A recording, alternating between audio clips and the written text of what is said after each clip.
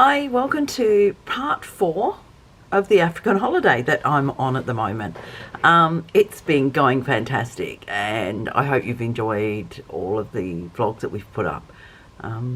So where we left off, we'd got off the Rovos train at sort of near Johannesburg, and so we're still with Luxury Escapes. So Luxury Escapes put together this middle part of our holiday. So it started with the Rovos train, and then we got onto a airlink flight from Johannesburg to Skukuza, which is in the Kruger National Park. And so we're here at the moment, and we've got 3 nights here as part of Luxury Escapes tour, and then we're off to Vic Falls. But it's been, what a stellar kind of place this is. It is magical, and we've really enjoyed ourselves. We're getting back into animals again. Some of the people that were on the train with us have joined us, which is really fantastic. They're a great bunch of people. We've got some Swiss people and some Australians, and we also met a couple of honeymooners from New York, and so it's been good to just hang out with some people and just chat about what we're seeing. So again, we've got some aerial shots of flying into Skukuza. It was quick flights, only a half an hour flight from Johannesburg to Skukuza. I don't know why I keep saying Skukuza, because I know I'm going to stuff it up at some point. Anyway, so we've got off and we've made it to Delini Moya, which is part of the Delini collection. Now, this place is absolutely stunning, and I've spent a bit of time taking a bit of video because it's a lovely place to stay, and it's just I have no words to describe it, so I'm just going to let the video do the talking. We are doing those. We're back on game drives again. Now, I remember when I was young, I've always had a love of animals, and especially big cats, lions, leopards, cheetahs, that kind of thing. And but all animals, and I love them. And for as long as I've known that you could get to Africa, I've always thought of Kruger National Park as symbolic of where I wanted to go, and always thought one day I need to get there. And it was on the bucket list before bucket lists were invented. It was more of a, the places that you want to see before you die. So coming here to Kruger National Park is just a wonderful experience for me. It's 50 odd years of waiting to come here, and it hasn't disappointed, and I'm just feel so lucky that I'm able to come here. And I mean, the whole African trip has been fantastic, and it's been beyond my wildest dreams. But yeah, to make it to Kruger National Park I'm feeling pretty happy. So we're a part of the Sabi Sands private reserve, which is sort of adjacent to Kruger, but it's all part of the one complex.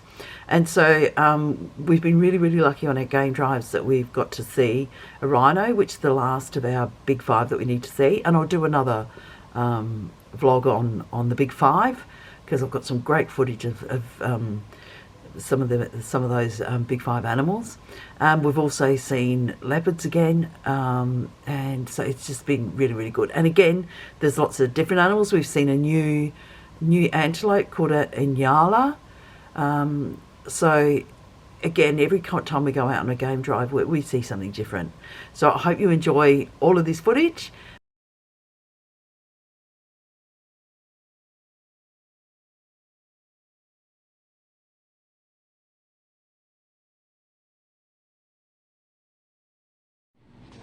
So we're staying in the Leadwood cabin, number 1, and I want to show you how beautiful it is.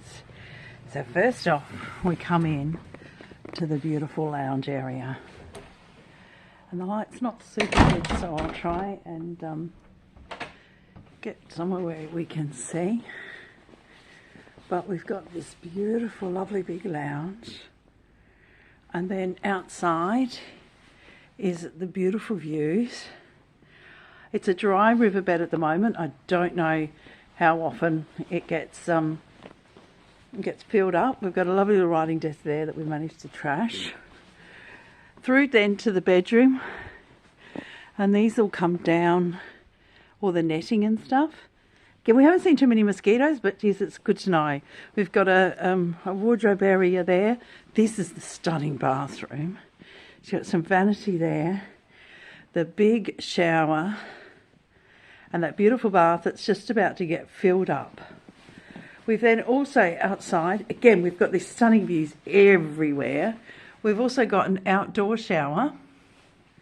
And then I want to show you the piece de resistance as you come out. So back through to the bedroom again. Okay, I have to unlock the door because then I want to show you this beautiful pool.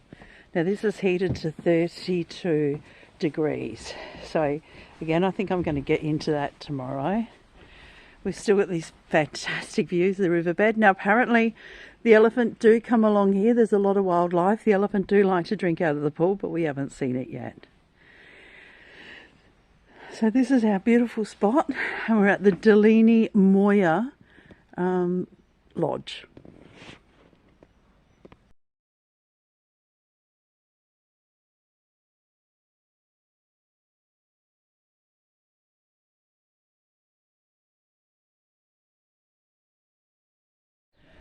So just like previous lodges, this place has some wonderful communal areas. I just want to show you them now. So there's a couple of huts down there. Oh, we'll get down to that eating area there, another hut. And then this is one of the lounge areas. Another couple of seats over there. More lounge. With a lovely fire. We've got still beautiful views to look out on, and I've probably done this backwards because this is sort of the entry area, but I just want to show you. This is where we have our dinner. I'll watch the step and don't go tits up while I'm showing you this. It's a bit dark in here, but it's absolutely beautiful. I keep saying beautiful. Fire's going because it's winter over here, so when it's 23 degrees, they think it's cold. Isn't that gorgeous? Anyway, so this is sort of like the entry area, and every time you come in, you get a lovely drink and a hot towel. This is classed as the winter room, so it's more indoors. And there's a well-stocked wine cellar at the back there. So, our Delini Lodge. What a beautiful place. So this is part of the communal area. We've already seen some bush bucks, I think they were. I think I've got a shot of them, I'll put them up. But this is walking towards where we're going to be having our lunch today, and you can probably start to hear maybe some water, and that's because there's a swimming pool there. It's not heated, so whilst 23 for me is not cold, it's certainly not warm enough for swimming, so I'm not going in there. But there's some really nice lounges to sit on, so I can imagine on a beautiful day, how nice would that be? And so we've got the swimming pool, and then we've got this lovely eating area. We've also got a rope bridge. Okay, I'm going up here slowly. I'm not going over the bridge because it's a rope bridge and I need to hang on. Oh, well, look at that! Very Indiana Jones. Okay, back down the steps. And this is our lunch area. Now this is the riverbed that flows, well, it's a river. At the moment it's a bit dry. And we've already seen some animals down there, but I think everyone's room sort of backs onto this. You can imagine with water in it, how beautiful this would be. This is pretty nice looking at it now. So there we go, more of Delaney. I don't think I ever want to leave.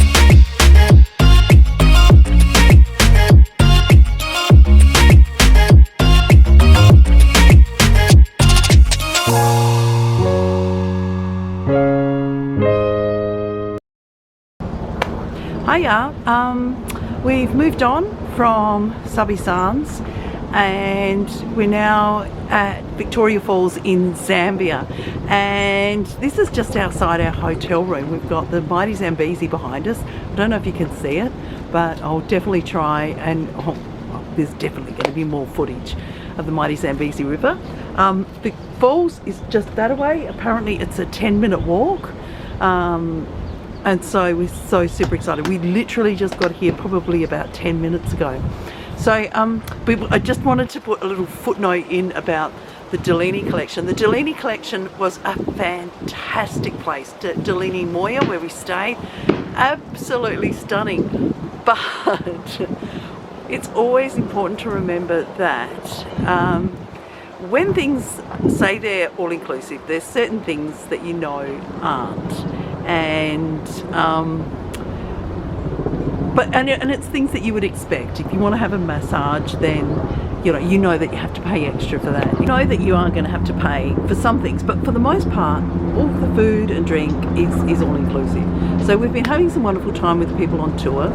We've made some great friends already, and so it was the last night, and one of the other guests, Gabby, had said, hey, you really should try this dessert wine because you like sweet wine. Everyone knows that I don't drink wine, and when I do, it's Moscato, which I think most wine connoisseurs would appreciate that that's not really wine at all. But anyway, I like sweet wine, and they didn't have any, and they suggested this lovely dessert wine. So we're sipping on this lovely dessert wine, having a great time, and then Zelda and Chris had one as well.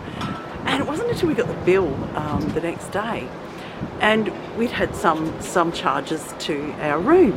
Now Zelda's come up with, I think it was 2,403 Rand, which we've worked out as $240. And we're thinking, and I just assumed they'd gotten something else, because I know that they do like their wine and they do have an appreciation for wine.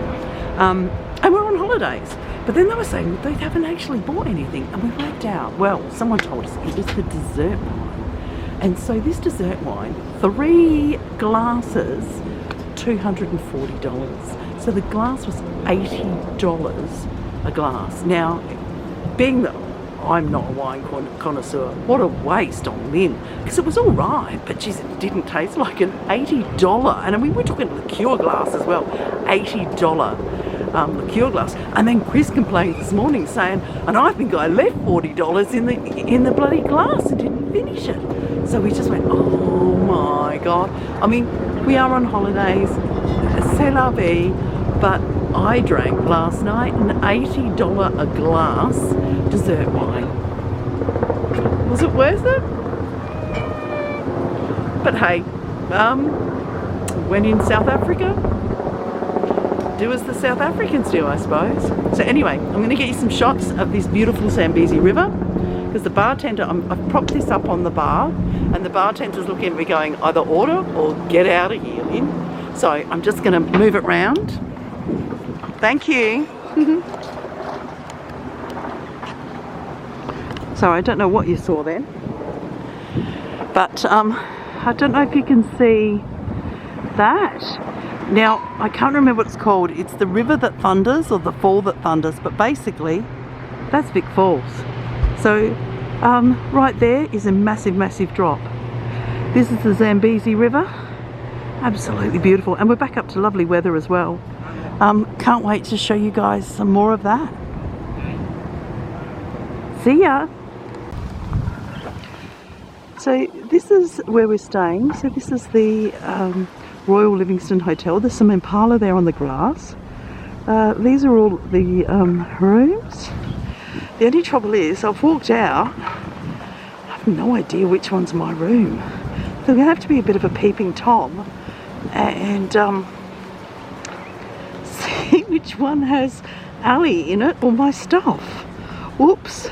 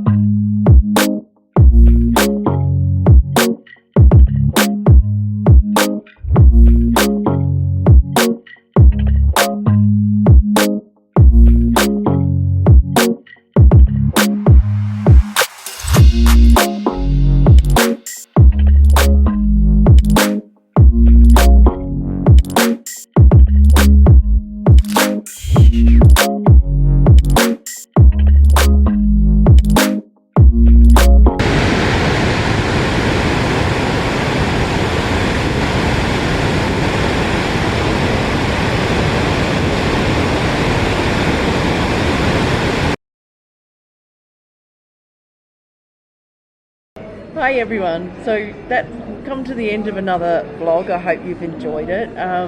It's been we look a bit haggard. It's been a long day travelling. It's I look like this normally. 3 o'clock in the afternoon. We've been up since 6:30 travelling, and we've still got another 3 hours before our flight. So we thought we'd sit in the airport and see if we can record this. So if there's a bit of a noise problem, that's the airport for you. Today is a 4-country travelling day. We started in Zambia. Yes.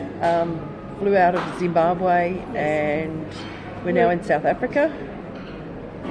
And we're going to Kenya. Nairobi, so overnight. But anyway, so it's also the end of our Luxury Escapes tour. So that took in a little bit of Cape Town, the train, which was the last vlog, and then this one was Sabi Sands, gang drives, and Vic Falls.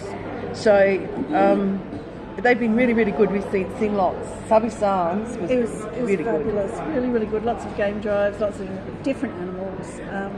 Yeah, lots of baby animals. Yeah.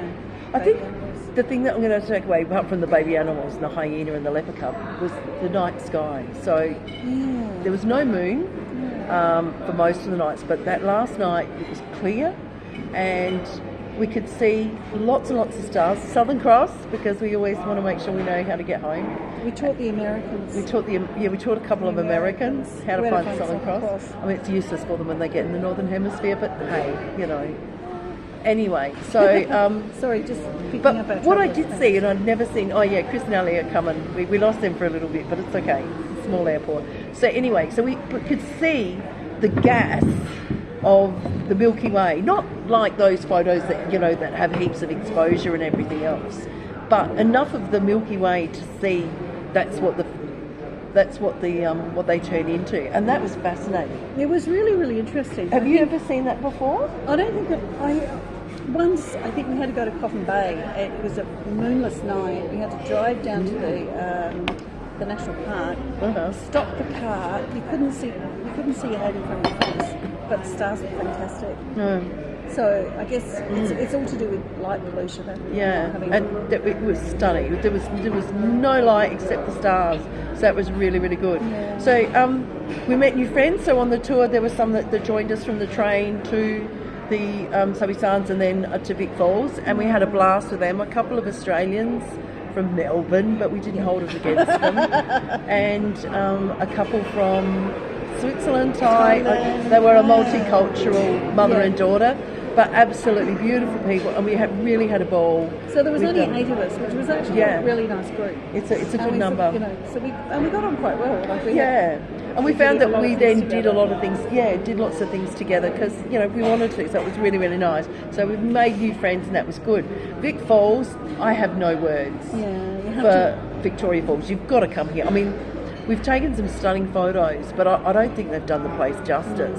So we started off, the photos that you've just seen were of the Zimbabwe side. Then we got up on a helicopter, and then Chris's shot. I'm pointing to Chris because he's sitting over there at the moment. Yeah. Chris took those shots, and I think you'll agree that they look just like some form of tourism advert. But they also give you a really good perspective because of how huge it is, how much water there is, and how big the river itself is as it's coming over the falls. Because they're 1.7 meters. No, 1.7 kilometers long. Oops. And 100 meters, 100 and a little bit meters high. I think at the highest point. Yeah. And so they were really, really beautiful. And then the last shots of them were of the Zambia side. So we got completely drenched. Absolutely. We had ponchos, we had really good raincoats when we were in Zimbabwe.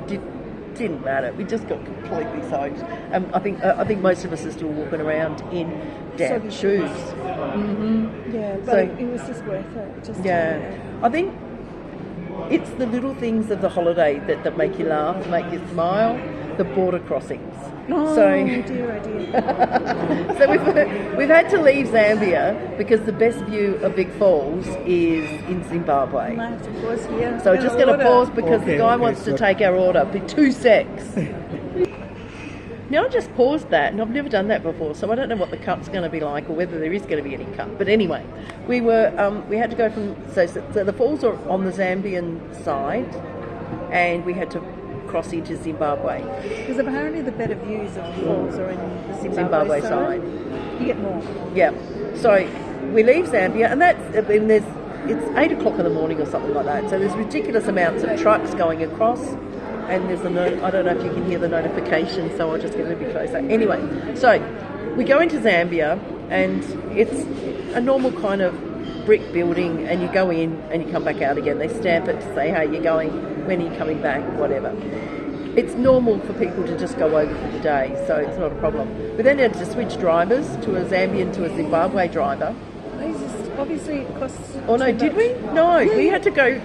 We then, I don't know. We went into no man's land. Yeah, so we're in no man's land, and it's I don't know, it's probably about a kilometre. Did you say a kilometre, Chris? Yeah.